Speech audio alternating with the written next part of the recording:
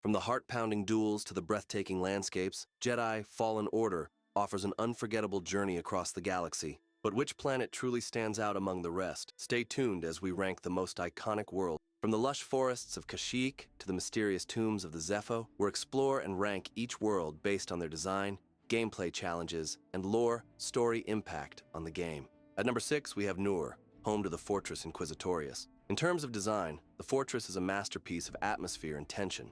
It's sleek, dark, and oppressive, reflecting the Empire's dominance and cruelty. Although the design itself is incredible, once you hit the corridors, the design can feel very repetitive. In terms of lore, the Fortress Inquisitorius is hugely significant. You have failed me, Inquisitor. Avenge us! It's not just some generic enemy base.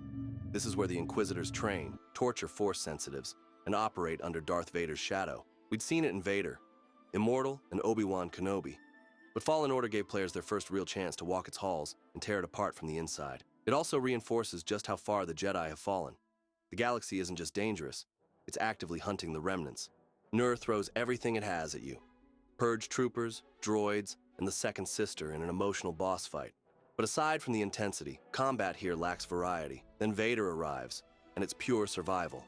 Coming up, we've got Ilum. And when it comes to design, Ilum's frozen cliffs and glowing crystal caverns create a sense of isolation and reverence. It's not a huge sandbox to explore, but the focus on atmosphere makes every step feel significant. Lore impact is where Ilum absolutely shines. This is the sacred Jedi world, where younglings once found their kyber crystals. Cal's journey into the caves and reforging his lightsaber is one of the most powerful story beats in the entire game. It ties him directly into Jedi tradition and Star Wars history. Combat-wise, it's not the toughest planet. You won't face endless hordes here. Instead, it throws a handful of Imperial encounters at you, like Purge troopers, more as a test of how far Cal has grown than as a brutal challenge. Overall, Ilum doesn't deliver the hardest fights, but in terms of lore and experience, it's easily one of Fallen Order's most memorable planets. And in terms of design, Bogano feels alien, yet oddly tranquil. The grassy cliffs, strange wildlife, and floating structures give it a calm, almost meditative vibe, which contrasts nicely with the chaos of later planets. It's compact, but filled with hidden paths and secrets that reward exploration. For lore impact, Bogano is massive. It's where Cal first reconnects with the Force and meets BD-1. It also houses the ancient Zeffo vault, which becomes the central mystery of the game. Without Bogano, there's no Jedi journey. It's the starting point of the entire story. Combat-wise, Bogano isn't meant to test you. The enemies here, Splocks, Ogdos, and a few Skaz, are more about teaching the basics. The Ogdo Bogdo, though, is a standout, one of the earliest mini-boss fights that can destroy you if you're not patient. It sets the tone for Fallen Order's combat, rewarding timing, punishing greed. Overall, Bogano isn't about difficulty. It's about foundation. It's where your story begins, and where Fallen Order quietly hooks you into the world. Visually, Dathomir is a nightmare world, and I mean that in the best way possible. It's drenched in blood-red skies, jagged terrain, and the gnarled roots of corrupted trees. The whole planet feels cursed, and that's because, well, it kind of is. The game designers crafted Dathomir to be oppressive. It's claustrophobic, eerie, and foreboding at every turn. You're constantly bathed in this crimson light, like the planet itself is warning you to turn back. And when a planet in a Star Wars game is giving you a red flag, it's best to listen.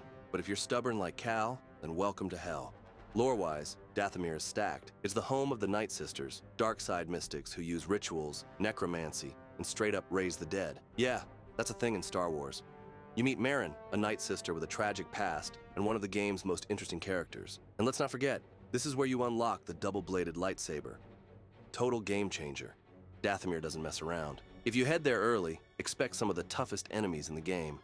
Aggressive Night Brothers, Night Sisters. They hit hard, swarm in groups, and barely flinch. The platforming's brutal too.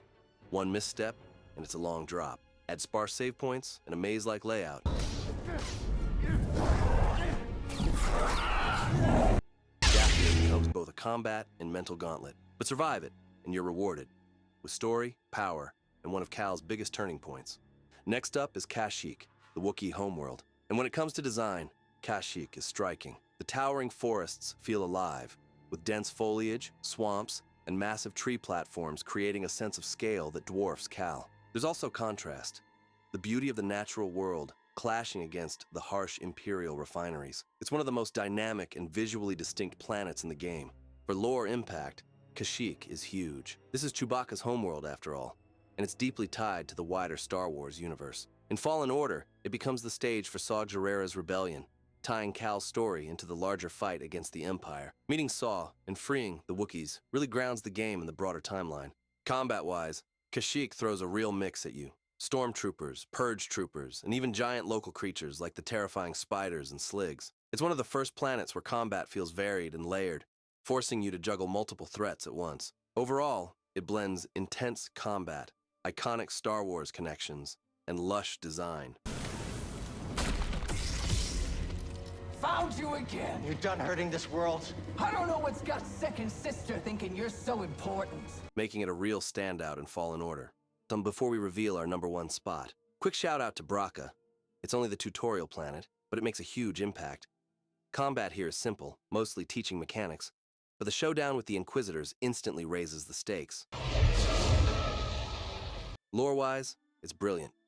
The scrapyard full of Republic wrecks shows the galaxy moving on from the Clone Wars. And visually, climbing across massive starship hulls is the perfect cinematic opener. Short, but unforgettable. Now, let's introduce the #1 spot, Zeffo. And in terms of design, Zeffo is one of the most expansive planets.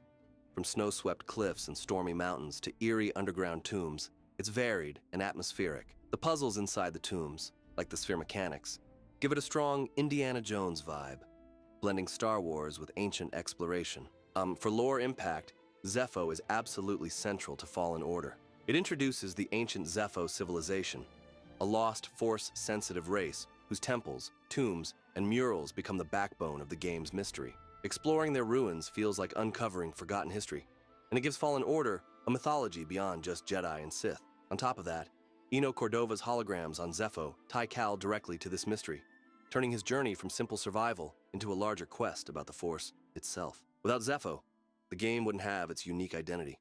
Combat-wise, Zeffo really feels like the game opening up. You'll fight a wide variety of enemies here. Stormtroopers, purge troopers, and local creatures like Tomb Guardians and Philax. It's one of the first planets where exploration and combat overlap heavily, with long stretches of traversal broken up by tough fights. Overall, Zeffo combines challenging combat, critical lore, and ambitious design. It's long, sometimes brutal, but it's also the heart of Fallen Order's adventure. And that wraps up my ranking of the planets in Jedi, Fallen Order. Each world had its own strengths, whether it was the combat challenges of Dathomir, the atmosphere of Elam, or the mysteries of Zeffo. For me, it was a mix of lore, design, and how fun each planet felt to explore. But I want to hear from you. What's your favorite planet in Fallen Order, and why?